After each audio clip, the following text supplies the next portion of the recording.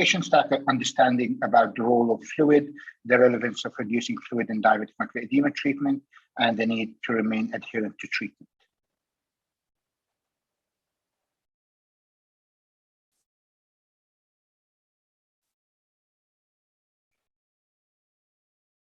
With age-related macular degeneration, diabetic macular edema have similar unmet needs, but diabetic macular edema have some distinct unmet needs. So diabetic macular edema, the comorbidities, increased healthcare utilization, lower anti-VEGF usage caused in non-compliance and under treatment, and that would cause suboptimal visual signs.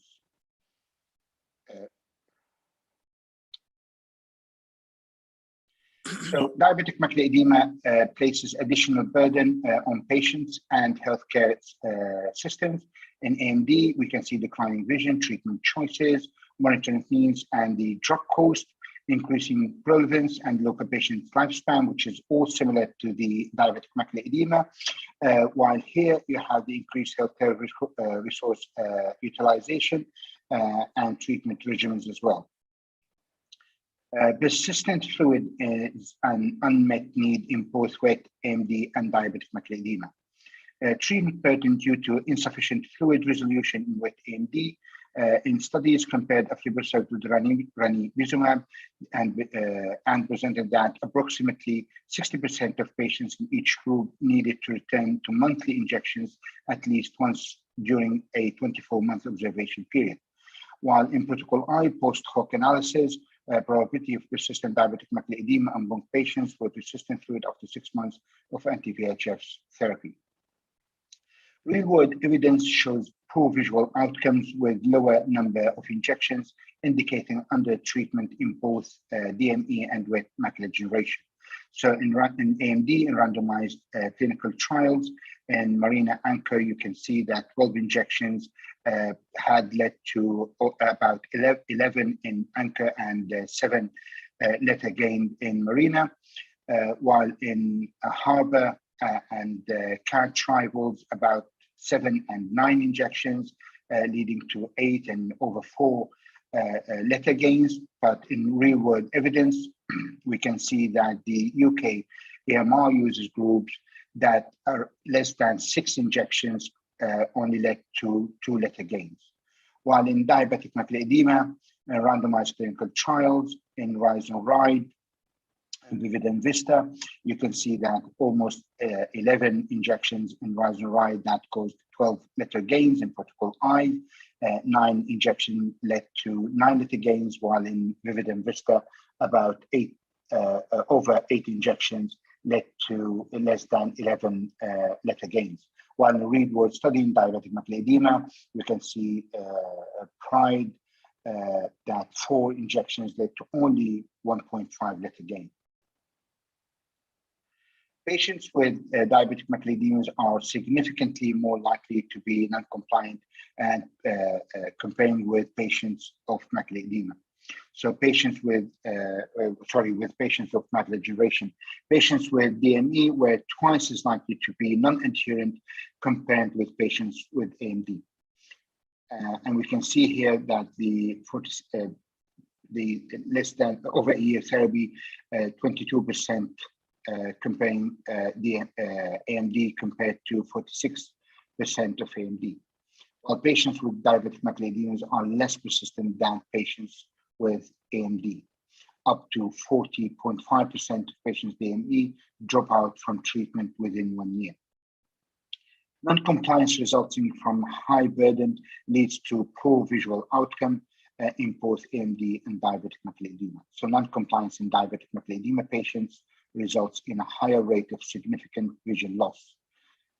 So the adherent of 1.3, that will be a percentage of patients within more than 3 line loss after 12 months. So why fluid matters in diabetic macular edema and wet macular degeneration?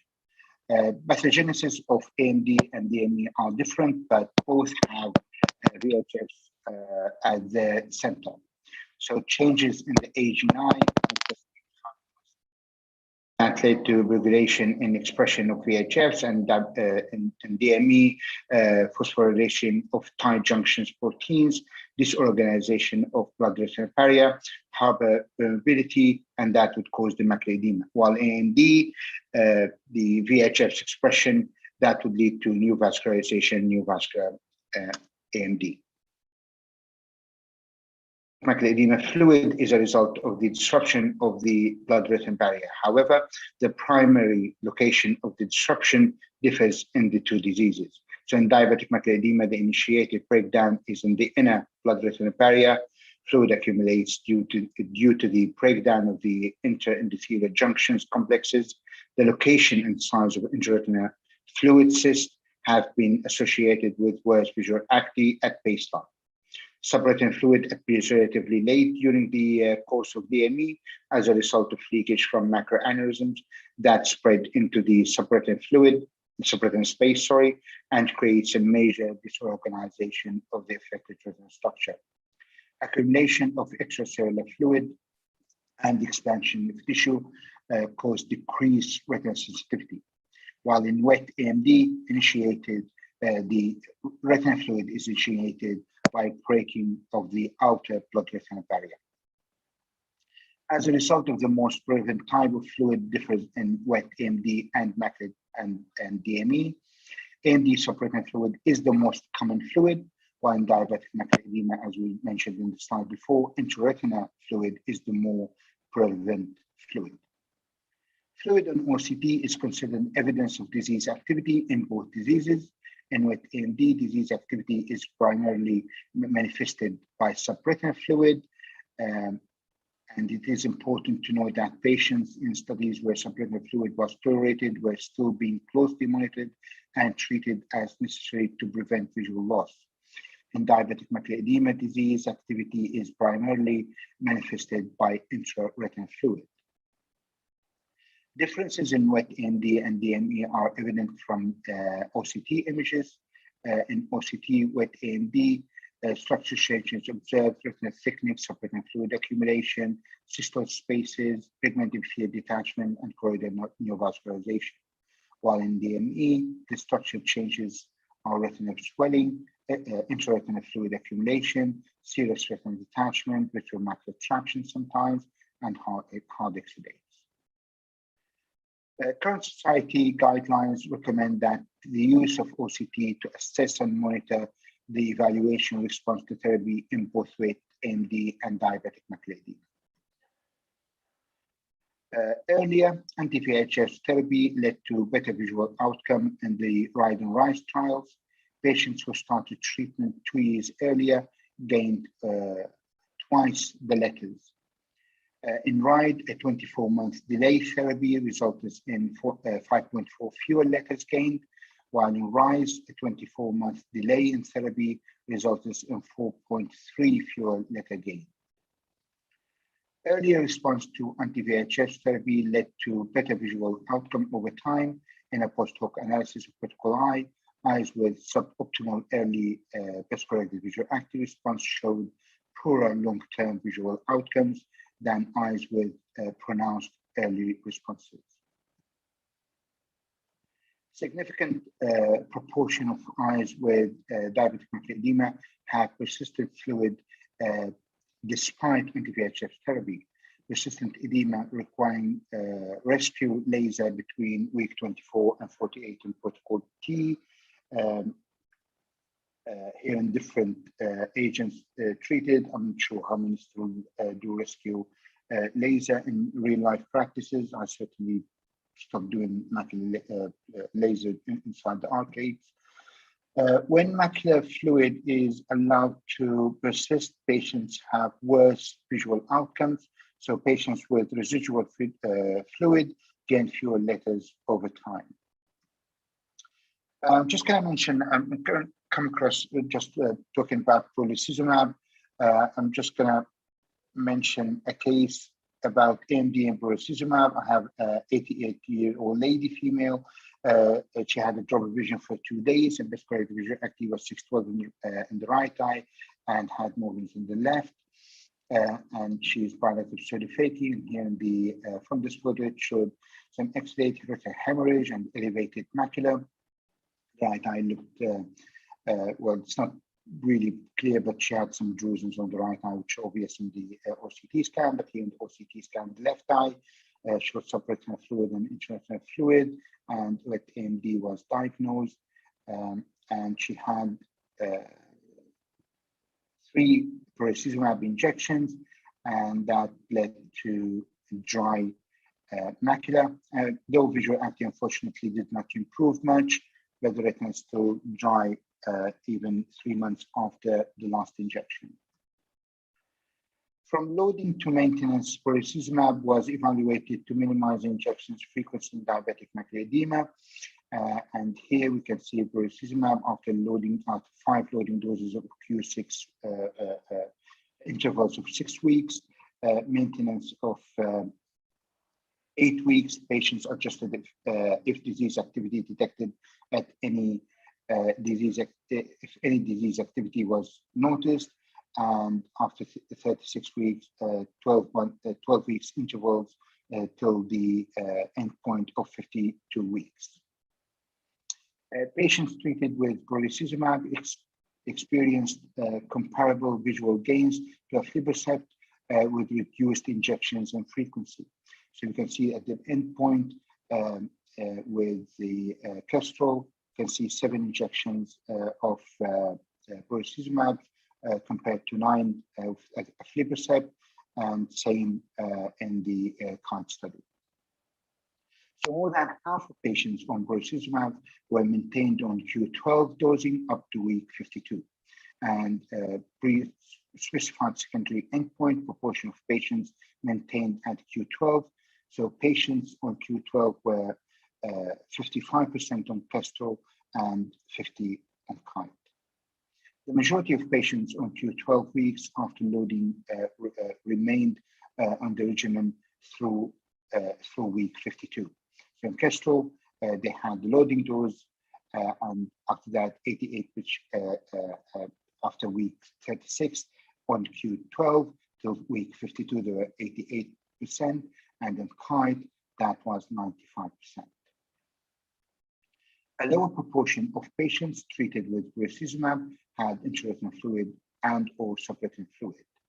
And pre-specified secondary endpoint patients with intraretinal fluid or subretinal fluid on faricimab versus aflibercept, and we can see that with faricimab, there were less intraretinal fluid or subretinal fluid in both Kite and Kestrel studies. While in Kestrel, we can see that on week 32, there was less than 4, with 5 injections, they have 69% patients compared to 83 patients, they still have fluid, while on Kite, and if we go to week 52, the difference is 18%. A higher proportion of patients treated with faricimab achieved absence of diabetic macular edema with central thickness of less than 280 micron. So pre-specified secondary endpoint patients with less than 280 microns at week 32 and week 52. And we can see in both Kestrel and Kite, faricimab did better than aflibercept with less macular thickness in both Kite and Kestrel in both week 32 and week 52, and noticeably with 2 injections less in week 52 in both studies. Faricimab overall safety profile, they're both similar. We talked about it last time and I talked about this again. Both have similar safety. Adverse events of special interest. There's some intraocular inflammation in Kestrel, including retinal vasculitis, while in Kite, the retinal occlusions were similar both for faricimab and aflibercept. Results from Kite U2 and Kingfisher. In KITE-2, the study design while year 2 evaluated brolucizumab on up to 16 weeks dosing intervals based on disease stability assessment at week 72.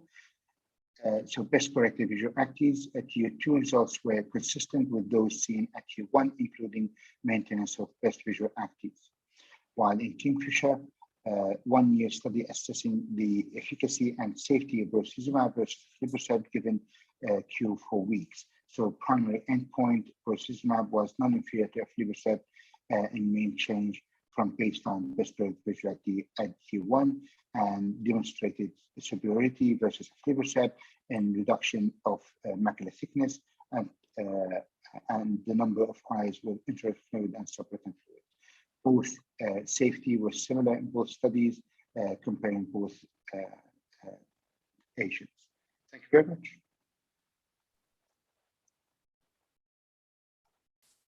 Thank you very much, Dr. Firas, for this comprehensive presentation and nice comparison of AMD and DME at the same time, and also your experience with brolucizumab. So Dr. Ahmad and Dr. Magad, if you have, you can stop share, Dr. Firas. Okay. Is there any question to Dr. Firas, Dr. Ahmad? No, thank you, Dr. Firas. It was a nice presentation.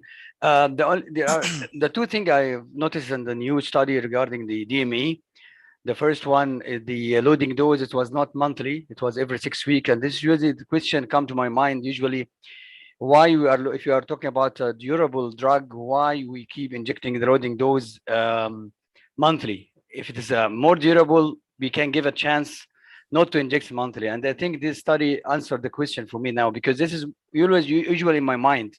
If we have a durable drug, we shouldn't, even the loading dose we can extend. So that's a good point that we can do the loading dose, despite the fact it's 6 injection, but it's still you can inject every 6 weeks.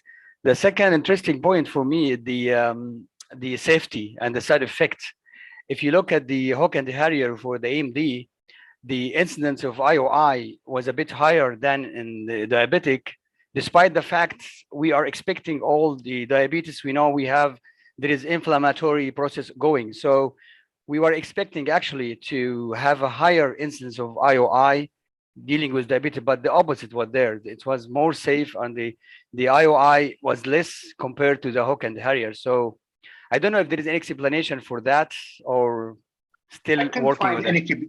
I can't find any, to be honest, but that's the first thing I noticed when I first read the studies. And it is noticeable, especially in those diabetic mechanisms. Maybe the age is playing a role. I'm not sure. I don't know. I don't know really the answer to that. But this is good news actually for us. Yeah, it is. Yeah, it is, definitely. Yeah, because you are dealing with diabetic more than AMD. Yeah. Coming back to the loading dose, I must say, although in those studies they all give the loading dose, but in real life, I personally don't do loading dose. I always, with diabetic macular edema, I always give injections once the either the vision improves, or to an extent, or the dryness is achieved, I stop. Even after 1 or 2 injections, I just stop. Without loading dose, you mean? Yeah, for diabetic macular edema. I'm still not convinced of a loading dose for diabetic macular edema, because how do you say it's, there will be a response or not? I mean, if you give 1 injection and you didn't find, so many talks now, still you have to wait for several to find the result. You are not giving even the loading dose. So I don't know. I mean, loading dose, it means that you're going to give a certain amount of doses regardless of the result. No, I mean, loading dose, you mean the one we agreed to give 3 loading dose, 5 loading dose, like this one. In ILIA 5, but most of the people, I don't know, we are using the 3 loading dose even in ILIA. I know, but not less than this one. I know, but you give it regardless of the result. So no, we are checking the result, but you cannot. But what I mean is, when you say loading dose, by definition, it means you're going to give 3 injections every month, regardless of the results. And that's what we do with AMD. With AMD, you give 3 injections once every month, regardless, or 5 or whatever. But in diabetic macular edema, if you give the first injection or the second injection, and the macula is dry and the vision improves, would you give the third? No, this is different. You are talking about there is no respond or respond. If you are talking about responding, the things, it can be different. Last time we discussed this one. I think, I don't know. You are with us, Dr. Firas, that time. We say we can after the second one. We agreed. What I mean, whenever we say loading dose, that means we're giving a set amount of injections over a period of time, regardless of the results. That's the definition of loading dose. And those in the study, that's what they do. They start them and they don't check. They just give a certain, a set amount of injections over a set up period of time, regardless of the results. And that's the definition of loading dose. What I understand, what I understand, Dr. Firas, that he's talking about if the vision improved and the macula is dry. Yes, he will stop at this point, right? This is how I understand, Dr. Firas. Am I correct? Exactly. Yeah. If you reach him for dry macula and 6/6 vision after the second injection, so are you going to get the third or not? Yeah, that's the question. Actually, no. I know, but if you divide it into science or evidence-based and real practice, in the real practice, if you submit the OCT, dry OCT with vision 6/6 to the insurance, they will not approve the injection, definitely, because there is a gap, there is a lack of between the treatment and the guidelines and the company. They applied every visit, you have to submit the OCT and the visual acuity. So if they find a dry macula, they will never approve it. So that is the challenge. Even if you are going to give the third injection, insurance will not allow you to do that, that's the point. And another issue also, I don't know if can one inject 6/6 vision with the minimal risk of endophthalmitis. It's happening, whatever. So if something happened, is it justifiable in if you have any complaint or something? I'm talking now a real or pure real practice in life. So if you have a 6/6 patient and you inject him and he developed endophthalmitis, and he lost this eye, and this patient make a complaint, let's take, so is it justified that I am following the guidelines from Euroretina or whatever? It will be justified for me in this real practice? I'm not sure. Let's hear Dr. Mangat. I think we have a very good evidence from the studies that we should not inject the 6/6 patients. Exactly. They should be put on the metabolic control, and the evidence will go against us, because we know it that most of the studies, they say that don't inject it even if you have edema, if the vision is 6/6, because many of them for 2 years they did very well otherwise. And regarding Dr. Firas' question here, one of the problem which happens, you also showed in your slide, I think diabetic patients are more difficult to dry than AMD patients. You have also shown that in the slide. And so I think you may need more injection for diabetic initially, rather in the initial period, because that is what happens, because they don't get dry that easily. We may be lucky that some patient will dry with 1 or 2 injections, but usually they require more. That is what my experience and otherwise also we see, because they are difficult to dry as compared to AMD patients. They dry much better. So you also showed in one of the slides the same comparison. Yes. Can we just revise our thinking again? If we have a patient coming and he is 6/6 and he is having a macular edema, most of us, we agree that we will not do anything. Even sometimes if he is not only 6/6. We institute a very good metabolic control.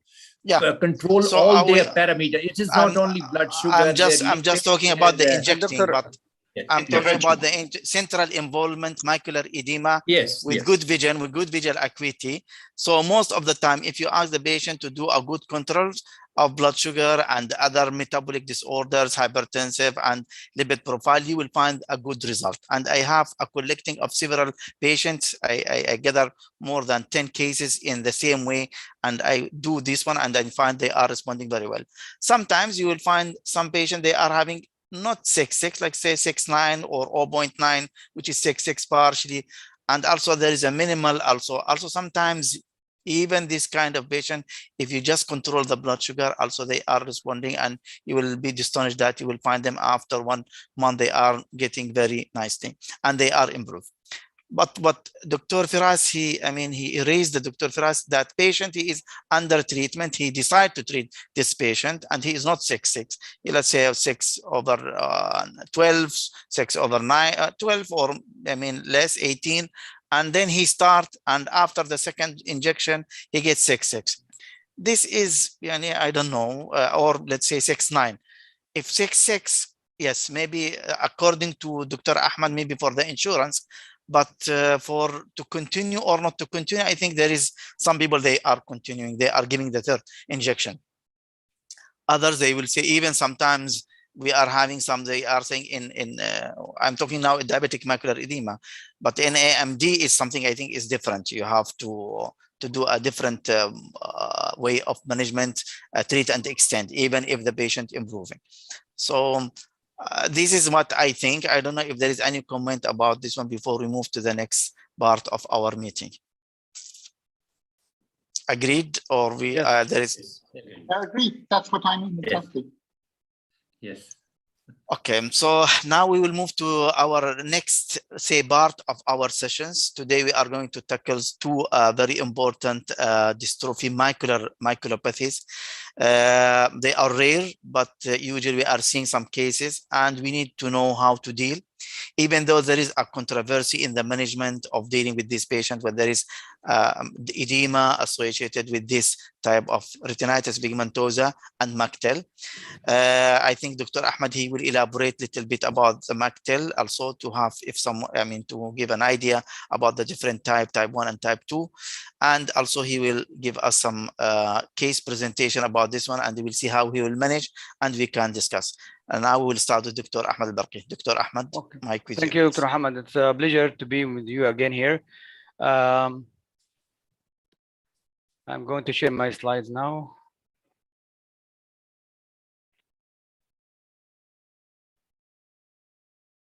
Can you see my slides now? Yes, Ahmad. Okay, so I have a case presentation. I'm going to present two cases, if the time allow me. Let's start with the case one, with the female patient, 52 years old, hypertensive, not diabetic, came in complaining of braille vision in both eyes, more in the right eye. An examination, visual acuity was 20/100 in the right, 20/30. IOP is normal, IOL place, and this is the red-free image of the eye, both eyes. And OCT, you can see here in the right eye, this changes in the fovea with the disorganization of the photoreceptor and the ellipsoid zone and subfoveal fluid here. And this is for the left eye. You can see here the disorganization of the ellipsoid zone here. This is just the video of the OCT to give you a full scan. So in those cases, usually we need more investigation to know what's that, because it's not a typical vision, it's not diabetic, so you need to know more about what's going on there.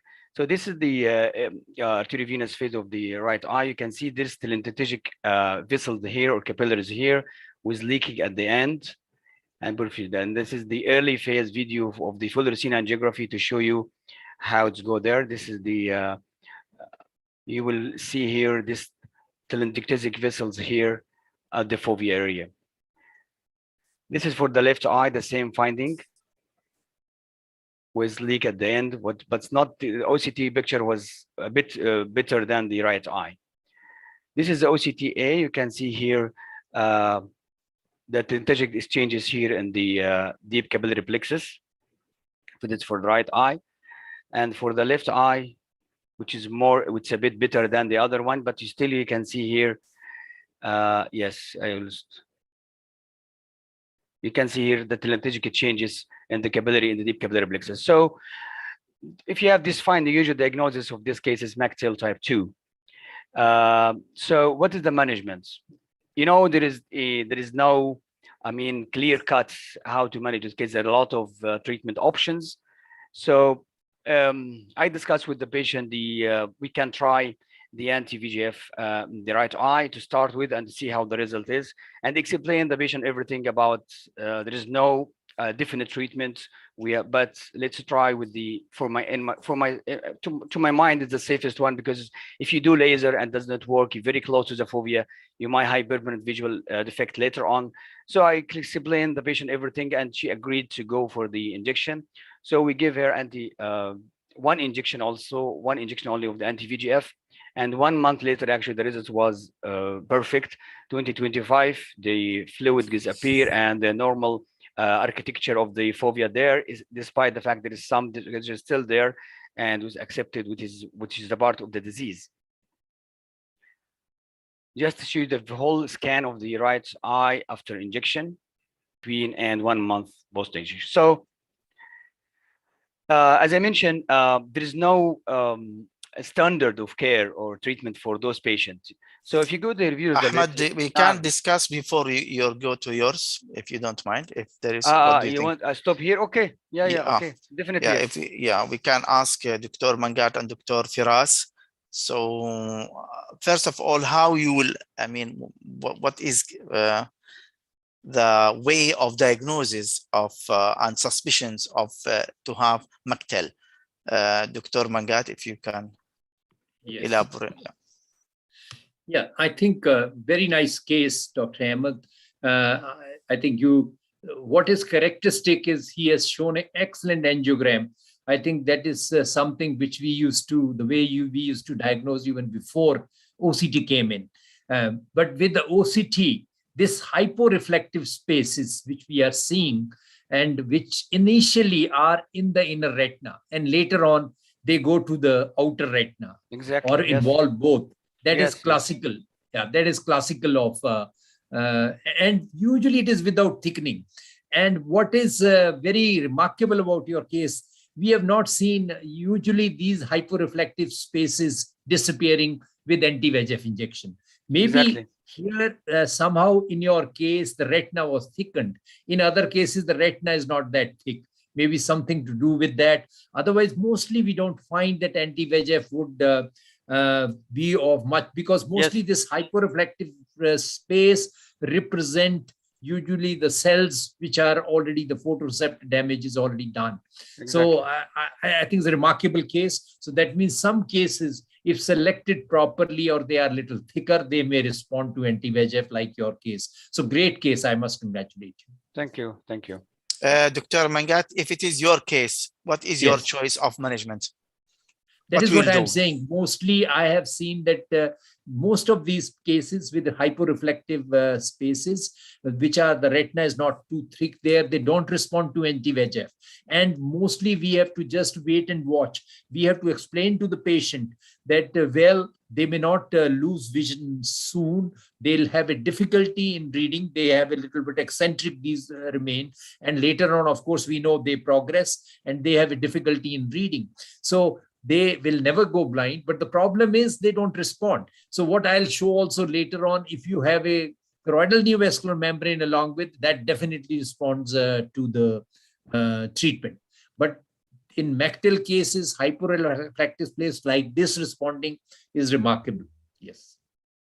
Dr. Fahad, he joined us. Dr. Fahad, if you are mute. Yeah, okay. so yeah, just a few comments. So from my perspective, I would definitely, in terms of diagnosis, I look at the clinical features. So I look for parafoveal retinal opacification, presence of crystals.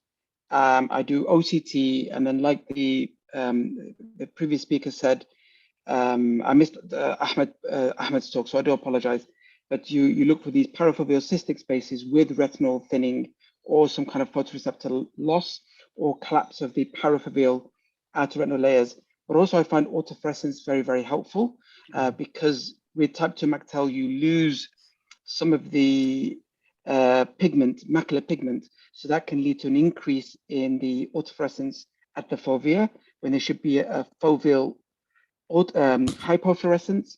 There's a foveal hyperfluorescence.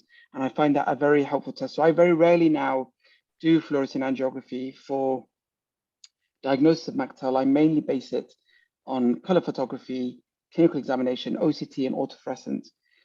I agree with the previous speaker that I don't think there's any role for any anti-VEGF therapy or steroid therapy or laser therapy for the management of Mactel. However, if they were lucky enough to develop a complication like choroidal neovascularization, then I think anti-VEGF is helpful. And I think the other key in making the diagnosis is if you do the fluorescein and you see significant leakage on the fluorescein, which isn't mirrored by an increase in macular thickness, that again is a very typical case of type 2 Mactel. Whenever you see fluorescein leakage, invariably you get macular edema. But Mactel is that exception where you get marked fluorescein leakage, but there's no commensurate increase in the macular thickening, and that helps again make the diagnosis. But you know, possibly in this case, because there's increased macular edema, that possibly the anti-VEGF has a role. But if the retina is thin, the key thing is looking for complications, diagnosing it so you don't treat them unnecessarily, and referring them to low vision because they can have these binasal scotomas or blind spots. And sometimes I advise my patients to look oblique, to have the text oblique in order to help them read, or just larger print. But and just to reassure them that, you know, very few of my patients go blind because of it. You know, just because we've diagnosed them with Mactel doesn't mean that they're doomed to losing all their vision. I find a lot of patients have good vision, are disabled by it, but it's mild to moderate vision impairment and not severe vision impairment. And you can reassure the patient with that news. Yeah, I totally agree with both of you actually, but you have to realize this patient came to me. She complained of drop of vision. It was not before like that. 1 month ago, she started blurry vision, and she's a teacher, and this was affecting her vision. So what I have discussed with her, that as you mentioned, all of you, there's no definite treatment for that. So I reviewed the literature and I would discuss with her, because she is highly educated, and I discussed with her that we might try this anti-VEGF, because this is for me the safest choice of treatment in her case. And let's see. I didn't promise her any results, so let's see it right. So if you allow me just to review the literature and to go through the Mactel, how the people go with that. This is just to show you which was typical in my case, actually, the fluorescein angiography and the pattern of different OCT image or changes. Usually, this is the finding you might see in Mactel type 2.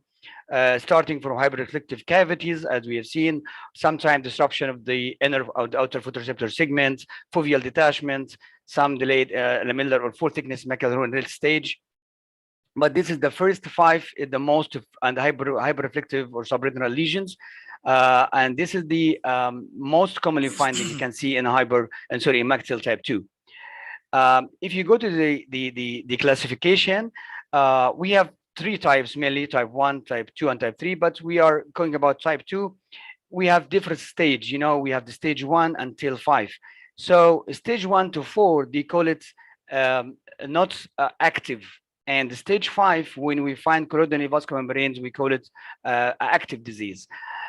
So if you go through the management, there are different trials. So, for example, I go through the publication that use anti-VEGF for the non-proliferative, which, as I said, from stage 1 to 4, they call it non-proliferative phase. I have made a trial, despite the fact the number of patients here, you can see it's not that big. So it's not evidence-based, but they try some all type of anti-VEGF, starting from Avastin or Lucentis, aflibercept.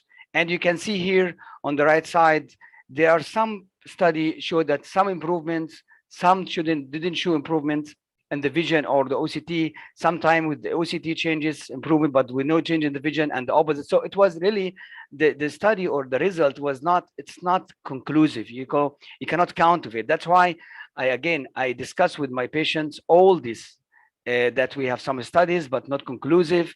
We might try that. So if you look at the study here, different mini study showing different type of anti-VEGF, Lucentis, aflibercept, Avastin even.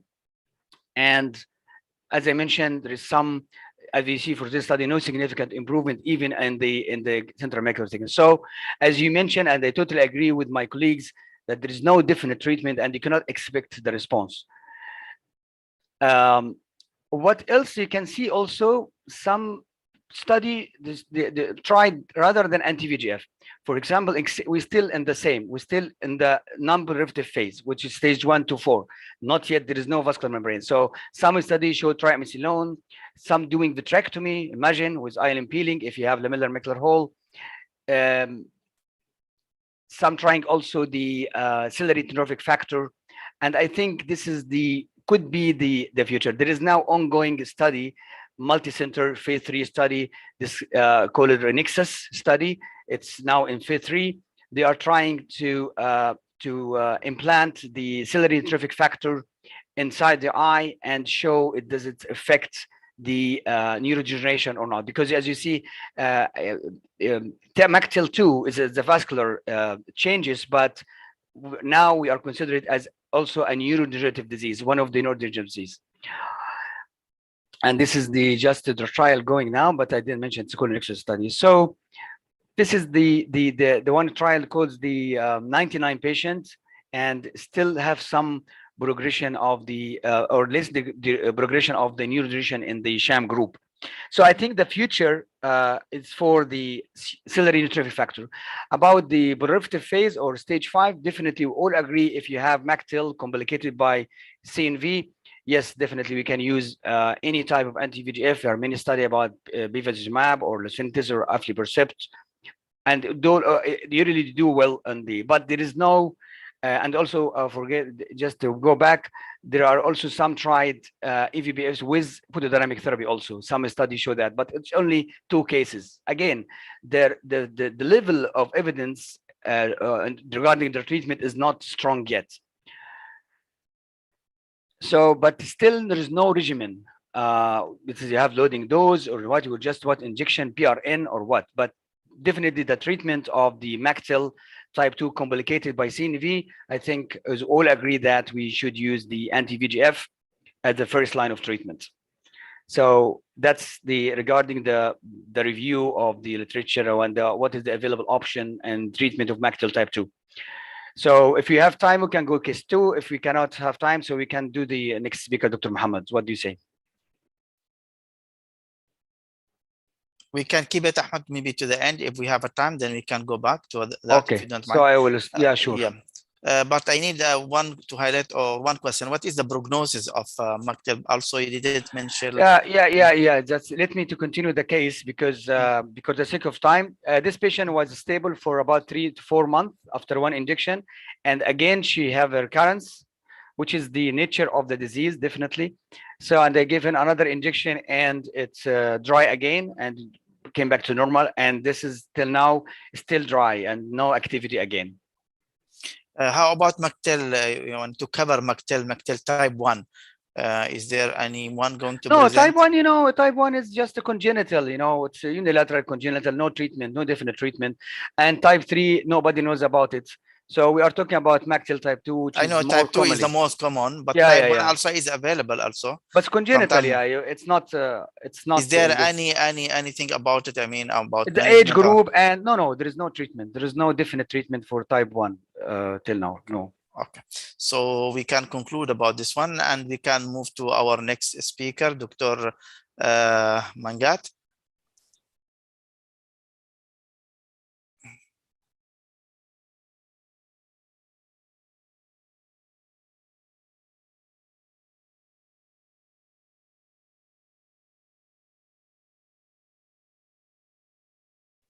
You are muted, Dr. Mangat. You are muted. Yeah, you didn't share slide even. Okay, I will.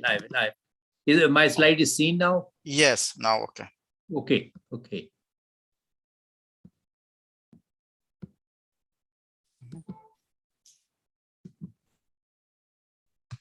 I'm just going to share one more case here. I'll continue with what Dr. Ahmed has shown. This is a 50-year-old female presented in 2018 August, diminution of vision, right eye since 1 year.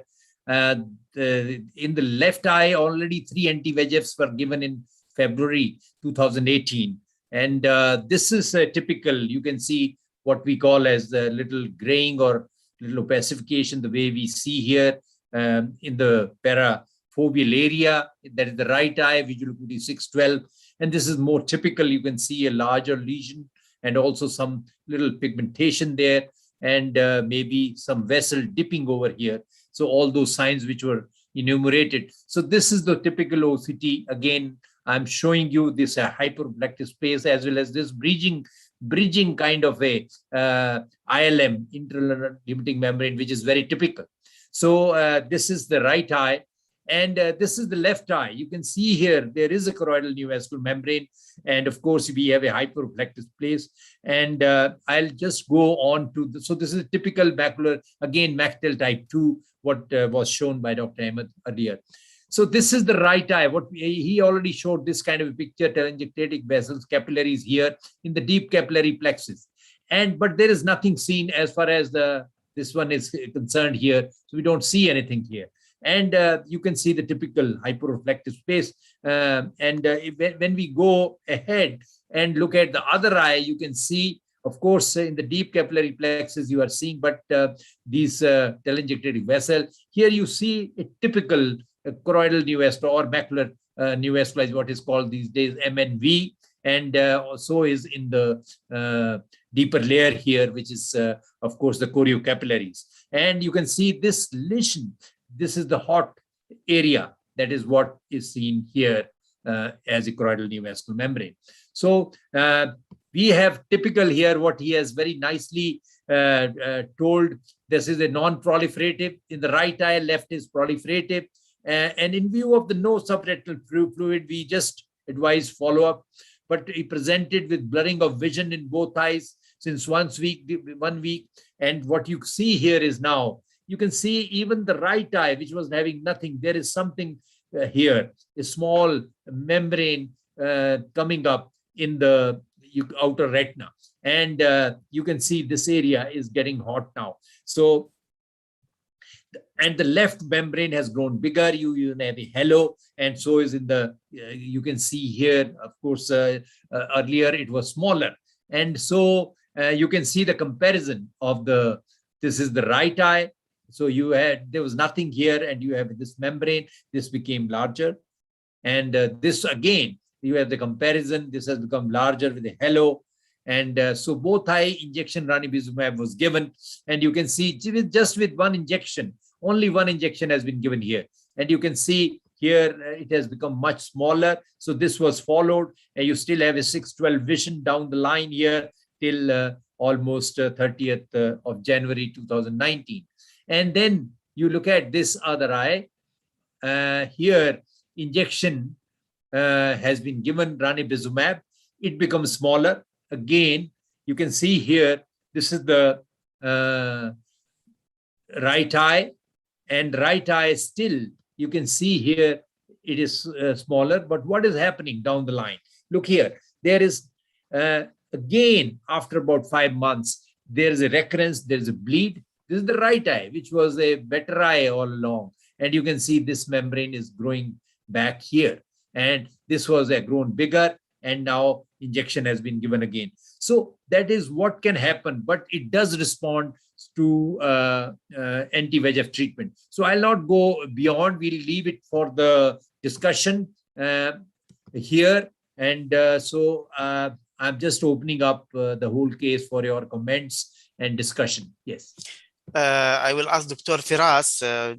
Please, Firas, if you are with us, Dr. Firas. Sure. Yeah. Yeah, if you have any comment or question to Dr. Mangat. No, it's just for the left eye. When you noticed on the first visit some choroidal activity, would have you injected earlier?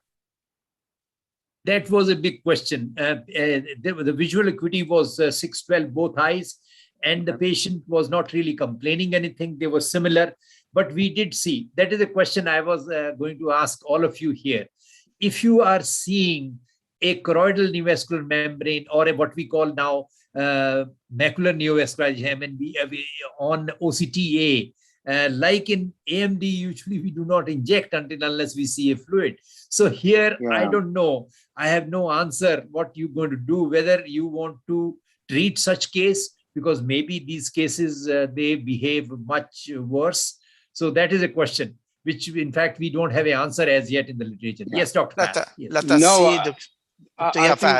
I really like your answer, Doctor, because like you say, we we know what to do in AMD, that if you have a subclinical CMV on OCTA with no evidence of fluid or exudation on the OCT, then there's no need to treat prophylactically, but you can wait till they develop those exudative features. In type 2 MACTEL, I think it's difficult to be sure because like myopia, it may be that they don't exude that much fluid, but you can see this, the hyperreflective material on the OCT, you can see the CMV on the OCTA or on fluorescein. And I probably, because we're unsure and it's unclear, and because they've already lost a lot of vision from their MACTEL, I would probably err on the side of caution and probably treat prophylactically, even if they were asymptomatic, particularly because I think they won't need a long course of treatment and they may burn out after 2 or 3 injections. Has that been the experience of other consultants on the panel? Yes. Well, okay. But my question is, Dr. Fahad, would you treat a same regime as AMD, or would you treat just like PRN cases? Would you give like a loading dose, or how would you treat that? I would give a loading dose and then PRN. Okay. Loading dose for how? 3 loading doses, you mean, Dr. Fahad? Yeah, three loading doses at monthly intervals and then PRN. But I've no strong evidence of that. It's just because I feel comfortable that at least you've given a decent amount. But in my experience, it burns out after that, and they do not need long-term injections like in AMD, like in DMO. Bearing in mind that you're in the UK and there is no financial burden on patients. That is a good point. So I think that is a really good point, and I think it's always good to highlight that I'm talking from a UK perspective. You know, the best corollary I think for type 2 MACTEL-C is probably myopic CMV, although the mechanisms are different. I mean, I apologize if I do not recall the surname of the doctor in India, but do you think Dr. Mangat? Right. Dr. Mangat, do you think it's reasonable to give one injection and then go PRN after that? I don't think it's unreasonable. Actually, in the right eye, yes. In the right eye, we just gave 1 injection and it was good for more than a year. And that patient remained absolutely fine. That's why there is a dilemma, because here we don't follow that rule of 3 injections being given. And but in the other eye, as we have seen it, we have given 3 injections. And despite that, I think after that remained okay and it didn't come back. But the eye which was good and we remained good with 1 injection for more than a year, that got. So I think it is unpredictable also. So is the response described sometimes. They may not really behave the way we probably got in this particular case. Sometimes they may be more resistant to treatment. That is also seen in some of these cases. So what is your experience? I don't know. Yeah, you are, Dr. Fahad, you are muted. Yeah. Yes. Okay, Fahad, he was asking you the questions. Sorry, my son called me and interrupted. Sorry, can you repeat the question? I do apologize. Okay, Dr. Mangat again. The questions. What I was telling is, you talked about the 3 loading doses in these cases. So we are not sure whether we should be giving, like right eye was good with 1 injection for more than a year, but left did require 3 doses that time. And after that I didn't require injections. So I think we do not know. And we have also seen sometimes, despite 3 loading doses or 3 doses monthly, they don't show that good a response. So that is also seen in some of these cases. That was so what is your experience about that? So in my own experience, possibly because there's no financial burden, and also because I don't think CMV and MACTEL probably has been studied as well as, say, CMV in myopia. So CMV in myopia, there's good evidence to say, give 1 and see what happens. And you can then go on a PRM basis. But because with MACTEL, I being a more conservative doctor, and because my patient doesn't have to pay for this treatment, I've erred on the side of caution and maybe give them 3 in order to ensure that when I do stop treatment, I have the highest chance of having permanent regression. But it's lovely that all of us as panelists are agreeing. I think there's no harm though, when you have patients who are self-paying, to give one and see how you go. But the key thing is that you need to monitor them very closely. And if you are going to give one, you need to at least observe them every 4 to 6 weeks for the next 12 months, so that if you do need to give additional treatment, you can give it in an earlier time point before they lose any further vision. I think that's the key issue. Yes. And I agree with you as well as others here. You see, this is just like a myopic CNVM where you don't find the fluid, you just find the membrane. It is similar. So that way, corollary is same. I think we definitely perhaps should be treating them early. And I agree with Dr. Fayed on that account, because these membranes are like membrane in myopia, where they don't leak. They may show some bleed sometimes, but we do not find fluid there, but they also behave very well and improve vision, as well as we know that these membranes can disappear. Yes. And I think Mohammed, yes. all of our maculopathies, I think choroidal neovascularization is the one we need to have the most respect for, because once that complication occurs, or if they lose vision, it's very difficult to roll back and rescue the vision. This is not like macular edema from vein occlusion or CR or diabetes, where there's always an opportunity to rescue that vision impairment. In CMVM, I think it's better to err on the side of caution and treat, so long as the patient is willing to accept the risks. Let's Ahmad, you have a comment before we it's a debatable point also, because now the term what we call it silent CNV, now we have been facing this after the OCTA. Before we were not aware about this. So I believe, we don't have, as all of my colleagues agree, that we don't have evidence for that to treat silent CNV or not, because if there is no drop of vision, there is no activity on fluorescein angiography. Because, if you look at the treatment guidelines with any society or in a trial, you should have drop of vision, fluid on the OCT, or macular hemorrhage. So these are the 3 signs of activity that need treatment.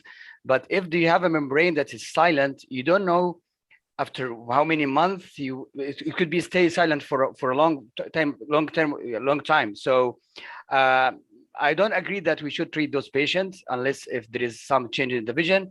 And if we decide to agree, I totally disagree with the 3 loading dose, because we are treating a silent CNV prophylactically. So we shouldn't be aggressive. Like if you look at the VIEW-1 or VIEW-2 or any other study or AMD, the loading dose were 3 in some study for a typical active CNV. So I cannot be the same if I'm treating silent. So if I decide to treat, 1 injection for me is more than enough, and continuous follow-up, rather than putting the load of the patient for 3 months in injection. But again, this is debatable point. No, there is no correct or wrong answer. There is something. This is what you are thinking, Ahmed. Yes. Yeah. Okay.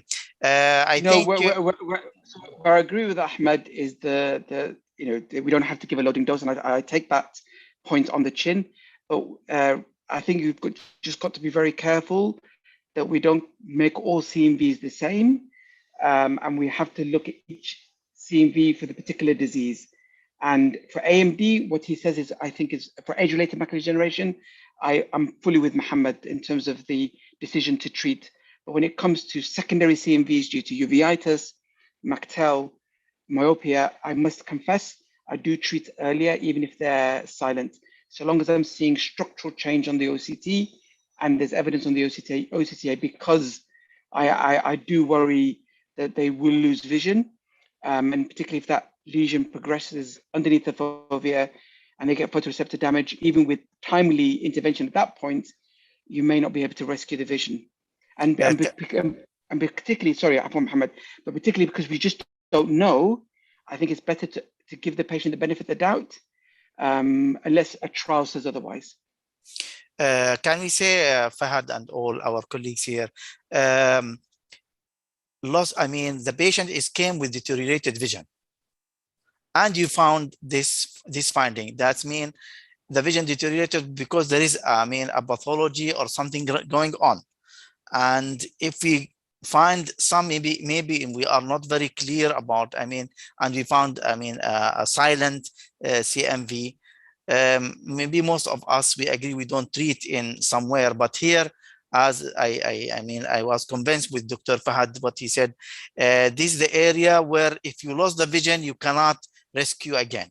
So you will treat on a doubt rather than a proven something that you will give a treatment, maybe just a chance, maybe there will be an improvement of it. I know it's debatable, but we are here discussing just to reach to a certain point that maybe someone convince the other one with the way of management.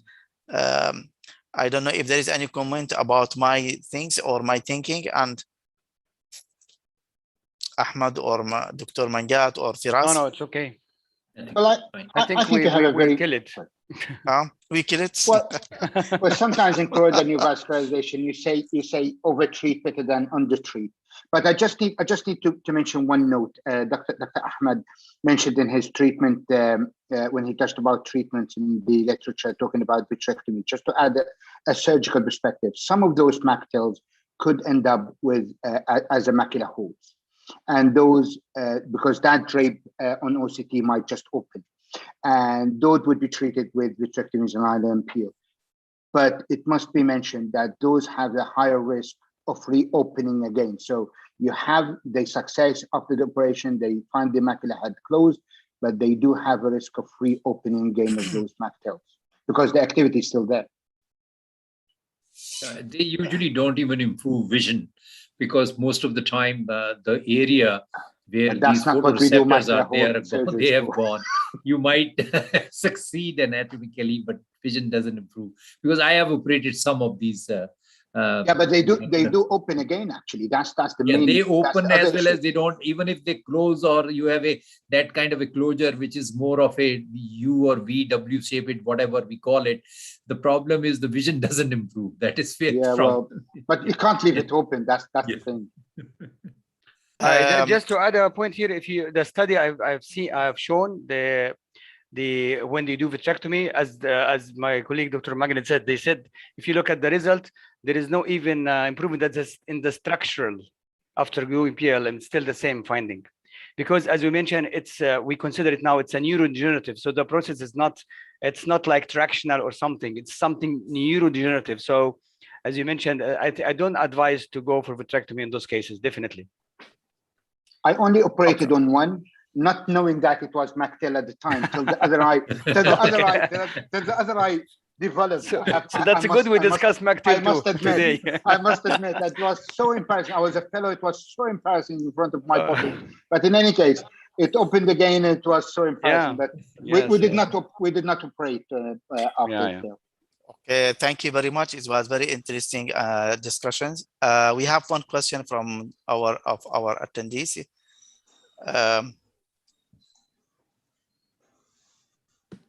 Just I cannot 1 minute, sorry. The question, anyone has experience of subthreshold micropulse laser for symptomatic non-proliferative MACTEL?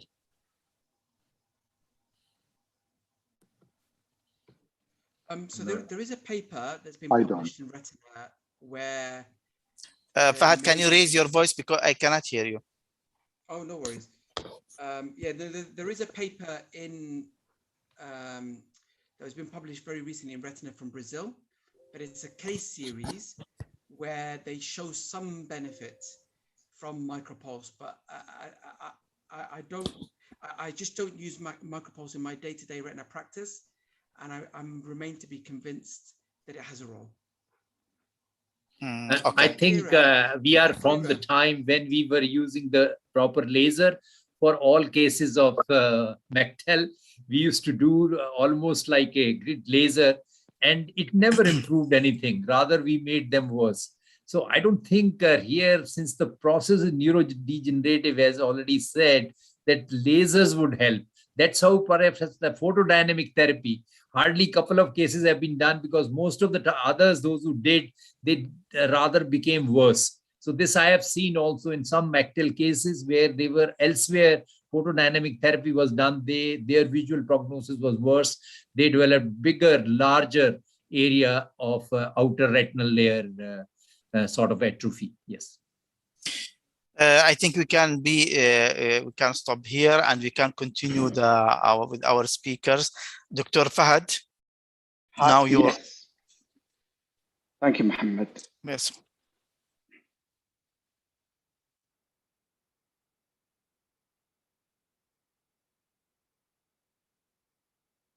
Can you see my screen? Yes. So I've just got one case to discuss, slightly different. So this is a 5-year-old young girl who I first saw about 6-7 years ago. And her father was a known retinitis pigmentosa. So you can imagine how devastating it was when I identified retinitis pigmentosa in her. And this was aged 5. And you can see she has this peripheral graying of the retina in both eyes, but just your standard retinitis pigmentosa patient. She herself was asymptomatic, but the father asked me to screen the daughter, and unfortunately I had to break the news that unfortunately his daughter was affected. These were her OCTs at the time, with the typical paramacular thinning, that you see in retinitis pigmentosa. However, 7 years later, she represents to my clinic with blurring of the vision, and now she has these marked exudative change, particularly in the subretinal space, more so on the right than the left, with some macular edema in the right eye, with no macular edema in the left eye. Apologies, I forgot to put the OCT image of her most recent encounter. And wide field fluorescein angiography shows peripheral retinal ischemia.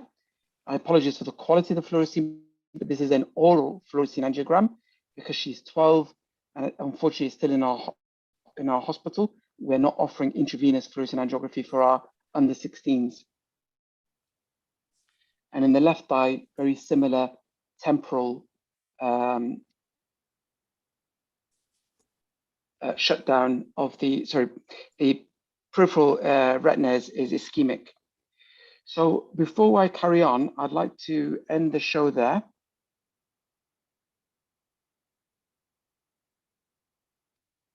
And I'd like to ask the panelists what they think is going on in this particular case and how they would manage. Yeah, I believe. Yeah. Okay. Go ahead, Dr. Go ahead. No, it's okay. It's okay, boss. It's okay. Yes. You're our guest. You have to go. No. What I was asking that, do you have a OCT image for her at that stage, or there was no OCT that time? No, we do have an OCT. It's just I forgot to include it in the presentation. Okay. But she had macular edema in the exudative eye, but no macular edema in her left eye. Okay. So one is that what we have known, and we have also seen, that some of these cases may represent with the Coats-like phenomena, where they have some features which is suggestive of Coats disease. So that's perhaps what we are seeing. And as far as the macular edema in this case is concerned, so there may be two mechanisms. One is already peripheral. We know it, that we'll have to do something for that. There's a avascular retina as well as other changes which may require, depending on whether it can be lasered or some other thing is to be done, depending upon if the fluid is there or it is relatively on the dry side. And of course, as traditionally in these cases of retinitis pigmentosa with the cystoid macular edema, we've been treating with the acetazolamide, and but of late we are mostly using topical dorzolamide. That is what we do. But I don't know the recent evidence, if we are going to discuss this part later on. There are now these trials recently published. I'm sure you people have read that, where they have used Ozurdex, and Ozurdex has proven better than both acetazolamide as well as the dorzolamide, and they have shown very, very good results. Both a trial from, I think, one is from the two countries. I think there are two clinical trials which has just published recently, have shown very encouraging results. So I don't know, maybe we start with a safer thing, with a dorzolamide and laser the periphery. And if it doesn't work, then we do have a Ozurdex. Ahmed? Yes, I think, thank you for Dr. Fahad. It's a nice case. You know, we have some disease entity called coats-like retinitis pigmentosa. So it's happened like in 1 to 5% of retinitis pigmentosa patient. And when the one of the distinctive feature for those kind of patient that you will find typically the exudative changes are in the inferior temporal quadrant. And when they do gene expression or genetic analysis, they found usually it's called CRB1 gene mutation. So it could have both diseases. So talking about management, if you have such kind of disease and you have macular edema, as Dr. Magnet, another debatable point, which kind of drugs you are using to treat cystoid macular edema in patient with the retinitis pigmentosa, away from the coats changes or the genetic changes. As he mentioned, yes, the first line is oral acetozolamide, carbonic inhibitor, and the second one is topical. And there is a series of cases also use Ozurdex or dexamethasone implants, some using anti-VEGF also. Triamcinolone have been tried. Many medication have been tried in the treatment of the cystoid macular edema with retinitis pigmentosa. If you are dealing now with you have exudation in the periphery and ischemia, as you mentioned in your case, I think you should do on this patient treat as coat disease. Usually we treat with laser or cryo or intravitreal anti-VEGF. So it depends on the disease. If it's only macular edema or there is also exudative changes in the periphery with a lot of exudation, so you have to treat also as a coat disease. Dr. Firas with us here? Yeah, I am. Yeah. Yes, Well, Dr. Firas. I think, as the panel said, I think the priority is the ischemia, the peripheral ischemia, and that has to be treated with laser. And then the macular edema that's the secondary concern. And then either, well, depending on age and what we can do, but the priority here is just to do laser treatment for the ischemic changes in the periphery. Okay. So what you have done, Dr. Fahad? Right. Let's see. Thank you. Honestly, all good. I'd like to thank the panel for all the excellent answers, because there's many ways to skin a banana, and there's many ways to manage this particular patient. But for me, the macular edema I thought was more due to the retinal vascular permeability issues, which is why the patient's got the Coates disease and the retinal ischemia. So actually, she had scatter laser photocoagulation in both eyes, which was delivered by my pediatric ophthalmology colleagues.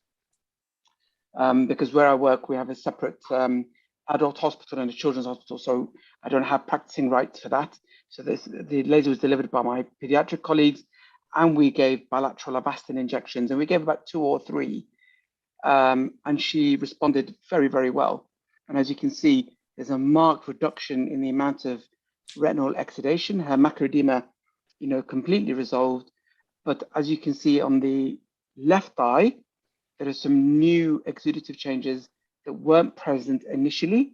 So actually, I've referred the patient for additional Avastin with additional sector or targeted laser to the area of exudation. But hopefully, we will have the option to do intravenous fluorescein angiography very soon in our department.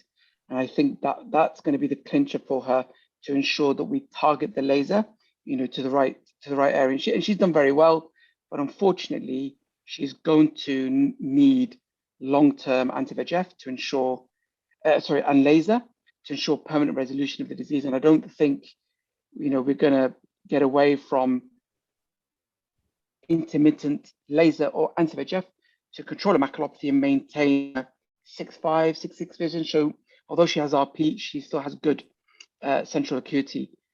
Certainly, if I see an RP patient with cystoid macular edema without any exudative changes, and I do not think there's a compromise in the retinal vascular permeability, but they've developed cystoid macular edema because there's an issue with the RPE pump, then my first line is either acetazolamide or brinzolamide or dorzolamide, and I've had some excellent treatment responses. I don't know if there is any evidence to show that by reducing the macular edema that you're preserving vision, but I kind of think our RP patients are getting a very bad deal. Already they have a progressive photoreceptor degeneration. I wouldn't like my macula to remain swollen like that. So I feel if you can restore the macular integrity, as a clinician, I feel I'm doing something in the face. I'm at least doing something in the face of a disease that I cannot treat. However, if their macular edema doesn't resolve with oral or topical carbonic anhydrase inhibitor, then I tend to have stopped treatment and have not pursued intravitreal steroid, even though I do agree there is a anatomical benefit, but I'm not sure whether there's any treatment visual benefit. So I'd be very interested to hear the other panelists' thoughts as to whether we should be thinking about steroid in these patients. The downside, the caveat though with steroid is, and everyone's aware, is that you will cause their cataracts to progress. So you've just got to be really careful that if we're going to use steroid, that we have good, strong evidence. I'm comfortable with carbonic anhydrase inhibitors because, particularly with the topical ones, there's very little risk to the patient with good anatomical improvement.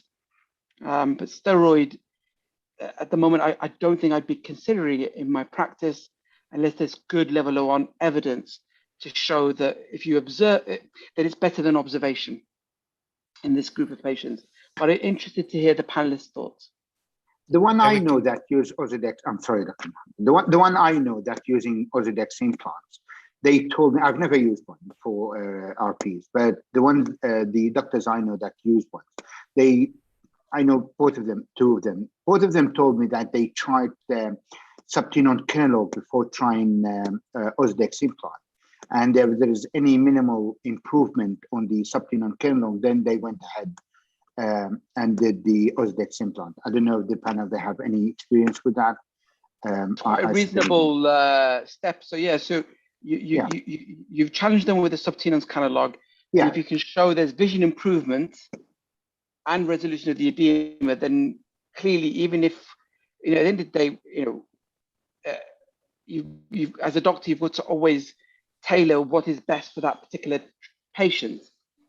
But it's just that, to my mind, I've not seen any good level 1 evidence that says that if you observed patients with RP and macular edema, or you gave them Ozurdex, that in 2 years' time, the regular Ozurdex injections that they're going to get is superior in terms of visual outcomes than doing nothing alone. Can we hear from Dr. Mangat or Dr. Ahmed? Yeah, I think what we have, I've only looked at these both trials recently published. They did show improvement in vision. And what they have shown is that in a year, the injection required was less than 2. That means something like 1.7. So that is what they have shown. And these were the other eye in one of the trial has been treated with dorzolamide. So there was a remarkable improvement where the Ozurdex was given. And so was with the, so I think if there is a failure, and these, we know only these work in 50% of the cases. If your dorzolamide and acetazolamide, you see, acetazolamide is not a safe drug. If we give on a long-term basis, we have a lot of side effects. It can't be given. And we also know the rebound. Rebound is also all of us have seen that once you stop it, it is going to come back with a much vengeance. So I think in a case where it is not working, and if these trials, they have shown visual improvement, there is no harm in giving, because I think we have gone away from the periocular steroids, even in uveitis cases also, we give more of Ozurdex. So this is something, I mean, which has happened all over the world, We try to give where it is needed the most, so that will be intravitreal. Of course, they have to understand that cataract would occur or a pressure rise in some cases, which we need to manage. But if it works and improves vision, and because they have shown totally flat, you see, the changes as far as the entire fluid has gone totally away. If that happens, it may be worth it, but we have to also try in some cases. Okay, finally, Ahmed. Yeah, that's actually the second case I'm going to present was about that's this why disease. I tell. Yeah, my patient, if you want to So have. Fahad, you have another case or this one? Okay, so we can go to the final case with Dr. Ahmed. I think, or I can just highlight it. I can summarize. No, you can go ahead. You can go ahead, because it is very nice that we go in this way. I will, it will. Okay, you will highlight it very fast. Yeah, I will highlight so fast.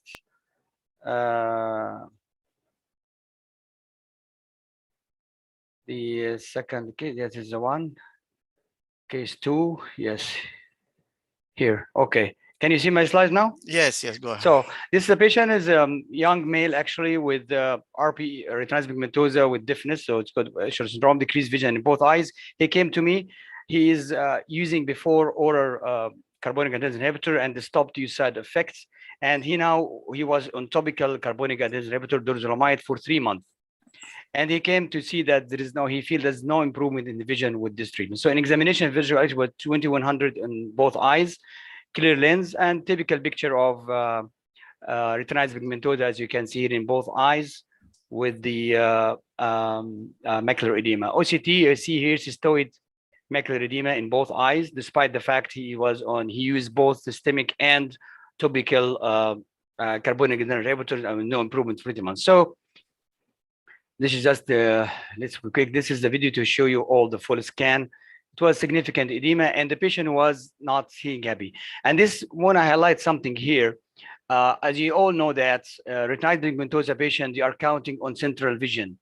So the peripheral vision are gone, and there are any changes in the central vision, we need to treat and we need to help them. Even if you have a small or very early posterior subcapsular cataract, we all know that if you remove the posterior subcapsular cataract, those patients, they appreciate it and they find a difference. So the main point here is if there's any problem in the macula, this is really disrupted the patient and make him unhappy at all. So we need to help him. So I discussed with the patient family at that time that the only option now we can go, since we tried the carbonic anhydrase inhibitor, both systemic and topical, we can go for intravitreal dexamethasone implant, but we have the side effect of cataract definitely, and might be rise of IOP. The patient actually family refused, and he said, let's wait and give more chance. Okay, come after 1 month and keep continuing the topical durzolamide. Sometimes it needs more time, but the patient disappeared, and he came 4 months later with more drop of vision, 2200 in both eyes. And now if you look at the OCT, huge edema in right eye, and the same copy paste in the left eye. So at that point, I discussed again with them, we'll try that, and there is a side effect definitely, but again, the patient was not happy at all. And you can imagine this patient is deaf and he cannot talk also, by the way. So he was only expression that he cannot see. And it was, for his mother, I remember it was a difficult situation. So actually they agreed about that. And again, discuss with them and this is very important. You have to discuss with them that it's not, we have don't strong evidence for that. Some small trial show the efficacy of this. And also there is a recurrence, and you have to explain fully for the patient family about the drug and the side effect and the treatment journey, because again, it's off-label indication. So you have to very carefully discuss everything with the patients. For medical legal, I'm talking about now. So 1 month post-rejection, actually the vision improved a lot. The patient was happy, and you can see here, the right eye, it's completely dry. The left eye, it's improved a bit. Let's say 70-80% improved, with some central cavitation here, but the vision was improved. So 3 months later, actually, as we all agree, we all know about that, the rebound nature of this edema, or the recurrence nature of this edema. So the vision drop again, and you can see the OCT this is in the right eye, starting edema again, and in the left eye, a bit increase on the sides. But the vision is not worse like before. So how do you manage now the plan? Do you inject again or try again topical dorzolamide or something, or just follow up the patient, or other strategy you can say? So actually, I discussed with the patient. I choose number 3, which is follow up, because again, I don't want to expose the patient for a cataract, and it's still the vision is okay, and the patient was not, was still happy about the vision. Very minimally change the vision. So I said, okay, let's give some more time. Don't rush for the treatment. Before you go, Dr. Ahmed, can we ask others what they are going to do? So you select to follow up. If I am in your position, I will go to inject again steroid. Exactly. Yes. Okay. About Dr. Mangata, Firas, and Fahad, just by one word, so to not to lose the time. Dr. Mangata, what will do? I think I'll not only treat OCT, I'll also look at the visual acuity of the patient. But there is a deterioration of visual acuity. Yeah. If there is a deterioration of the visual acuity has gone down, as well as the but not again, Dr. Magid, but not to the same level of 2200. You know what I mean? Yeah, but it is starting deteriorating now. Exactly. Let us agree on that, okay? Yeah. If it started deteriorating, because it's not like deterioration which we see in other cases, it will still improve. So there's no urgency like in other cases where we go and inject immediately. So I would look at if the vision is dropping further and this edema is increasing, I would like to give another injection, because we do give in other children, like you mentioned, this was around 12. I have another Irwan case where I had to give 7 injections in that girl. She was 12 and 13, 14 years she became later on. So sometimes it is required when there is no choice. And the cataract was finally taken out. She did fine, but cataract is not a big, so they should not have a pressure response. So that is what I would have done. I would have waited some more time, and then if it was going down both ways, then given again. Yes. Fahad, any different way? So no, not really. So just with this particular case, because Ahmed injected and there was a vision improvement, now that the macular edema has recurred, you could either observe, but then I would inject as soon as the vision declines a bit further. Okay, you are with me. Question then. Firas, what is your opinion first? Because of good before your question, can you give us your opinion? I would inject again, but you will inject because the vision had dropped. But just a quick remark: because of the good response for Ozurdex, would you consider Iluvien? This is another way of actually, there is no data about that. So when I go through the literature, I didn't find any trial who tried Iluvien or phenolphthalein implant on those patients actually. So when I want to treat, I have a little piece of evidence at I think this one I can get the answer from Fahad, because he's have a lot of experience with Iluvien. So I think the problem with I like Iluvien, but I know how it works in diabetic macular edema. I know how it works in uveitis. I just don't know whether, like Ahmed, I like Ahmed's reticence here. I don't know whether it would, because the way Iluvien works, it releases a microdose over 3 years, and you don't know whether it have it as much. It would be enough steroid to stabilize the blood retinal barrier to resolve your edema enough in RP. It just hasn't been studied, and so therefore you're not only giving an off-label drug, but you really are becoming experimental because you've got nobody else has studied it. And so I would just ask doctors to proceed very much in caution, or if they really want to introduce it, that they discuss it with their clinical director, just to make sure that the hospital will support you if it doesn't go well. Whilst with Ozurdex, you're releasing a high molar concentration of dexamethasone. We have case reports in the literature that support it. Even though I'm not using it in my own practice, but for this particular case, because Ahmed has tried and there's been a vision improvement, Ahmed, you may as well just carry on and keep on top of it, because there's no doubt you're making a difference to that individual patient. But you will bring on his cataract. But then once the cataract's removed, you will make a good difference in a patient where there are no other treatment options for them. Okay, so if you can go, Ahmed, to continue. Very quickly, but very fast. just to 1 show minute. you what's written there. So this is just a review article about the treatment option, and we discuss all. We have many treatment options, starting from the carbonic anhydrator to the intravitreal triamcinolone, anti-VEGF, grid laser, vitrectomy, I don't know, and the Ozurdex for sure. So there is some trial, as I show you here. They have actually this two groups of 30 eyes. They use 60 eyes, and they found that dexamethasone implant was better than oral acetazolamide on cystoid macular edema secondary to retinitis pigmentosa. Another little big trial also have the same event, that dexamethasone work properly in those patients. Again, also another study just to show you that the this study total of patient 45 eyes, and they have a best vision improved up to 4 months. And we mentioned again, the recurrence is always there. And just a nice study I want to share with you that's luxury to the choroid of the retinitis pigmentosa. They found that the thickening of the choroid is there, and the lower choroidal vascular index there also. So the take-home message from my case that I want to say here, that there is no single etiology have been definitely established for this type of edema.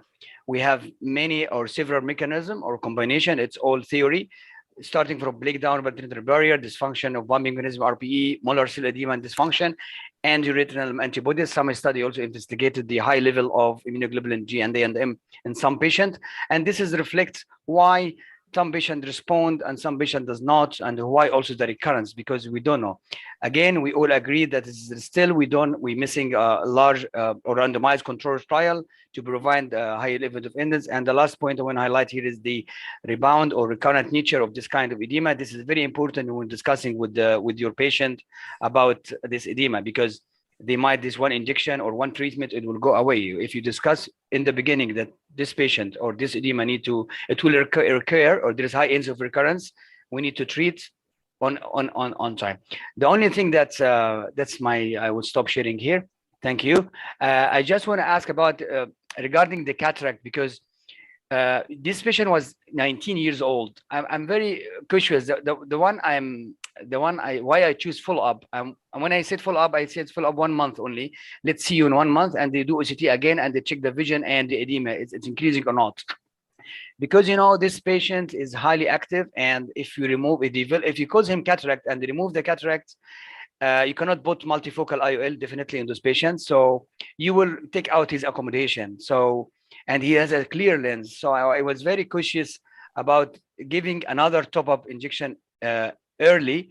I just would give more a chance, hoping that we don't need any more injection. That's one main concern about inducing cataract, and that's why I am totally against fluorescein implant or Illuvin on those patients, because the cataract is 80% on those patients after 1 year or 2 years. In Ozurdex, the incidence of cataract is much more less. And not just that, we just don't know if the steroid level would be enough to control. I agreed. I agreed. No, my concern is about in cataract on those patients, actually, to get out the accommodation from them in this young age. I think we should consider it. I think, thank you very much, Ahmed. It was very nice and very good discussion, and we highlight a lot of points. I think what you mentioned in the last slides, take home message, it was enough for in behalf of me or on behalf of our colleagues here. And before we conclude our session, can we ask our management event to put in the chat, please, the link for certificate of attendance. At the end, I would like to thank you all. I would like to thank you, Dr. Magad, Dr. Fahad, Dr. Ahmad, Dr. Firas. It was a pleasure to be with all of you, learning a lot from you. Actually, it was a very good topic also to highlight it. It's rare, but still we can see, and we are having now an idea, and everyone listen to us, he will get an idea on how to deal, how to diagnose, and how to think about this differential diagnosis, and how to plan, I think, for the management, even if there is a debate about the management, but still he can get a plan how to deal with these patients.